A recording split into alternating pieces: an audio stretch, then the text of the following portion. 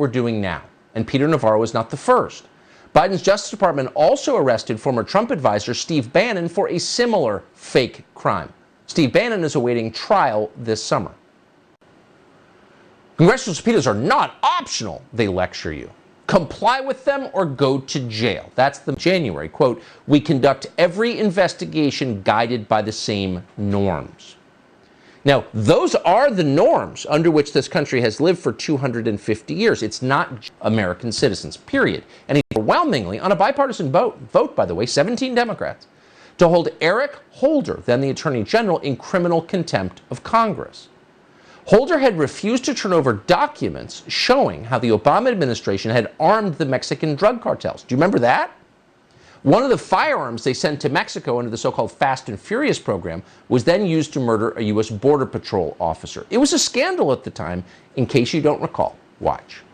Border Patrol agent Brian Terry died in December 2010, killed by guns tied to an Obama administration plan that armed Mexicans, a scandal officials tried to hide by wrongly claiming executive privilege. Emails contained in the House Oversight Committee's report show top officials knew the ATF sent guns to Mexico even before Terry's death. Even the Border Patrol, which sent Terry's team into the desert, didn't know about the operation.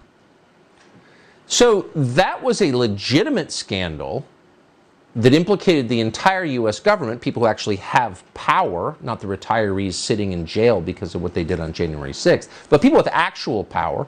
And Eric Holder was the very center of it. But Holder refused to comply with a subpoena from the Congress. Did the FBI arrest Eric Holder for that? Please. It was never even seriously considered. Holder asserted executive privilege, the right of it. He cited the long-standing policy of respecting executive privilege, and he got away with it. So at one point, he sued the Justice Department, pushing back against this subpoena 4 days before he was arrested. And in that suit, Navarro cited policy written by the DOJ's Office of Legal Counsel. That policy reads this way, quote, since the 1970s, this office has consistently advised that the president and his immediate advisors are absolutely immune from testimonial compulsion by a congressional committee on matters related to their official duties, end quote.